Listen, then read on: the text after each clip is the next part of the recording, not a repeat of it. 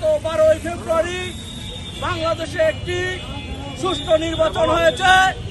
এই নির্বাচনে পঞ্চগড়ের পদাদেবীগঞ্জের মানুষের নেতা ফরহাদ হোসেন আজাদ ভাই জনগণের ভোটে, জনগণের বিপুল ভোটে নির্বাচিত হয়ে ঢাকার বুকে যখন যায়, আমরা সকলে আশাবাদী ছিলাম ফরহাদ হোসেন আজাদ গত 17 বছরে যে পঞ্চগড়ে পরিশ্রম করেছে তার এই ফলশ্রুতিতে তিনি মন্ত্রী হবেন।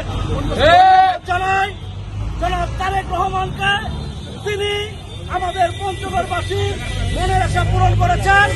আল্লাহ ফরহাদ হোসেন আজাদ ভাইকে প্রতিমন্ত্রী হিসেবে নির্বাচিত করেছেন। সহযোদ্ধা বন্ধুগণ, জীবনের সব আয়োজন এখানে একসাথে। আজকে এই বার্তা দেয় ফরহাদ হোসেন আজাদ পঞ্চগড়ে যে পরিশ্রম কখনো বৃথা যায় না।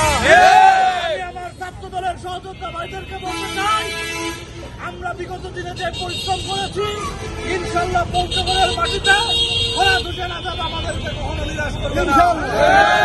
আল্লাহ দরবারে শুকরিয়া আদায় করি, আল্লাহ তাআলা পঞ্চগড়ের 2টি আসনে আমাদেরকে সম্মান দিয়েছে।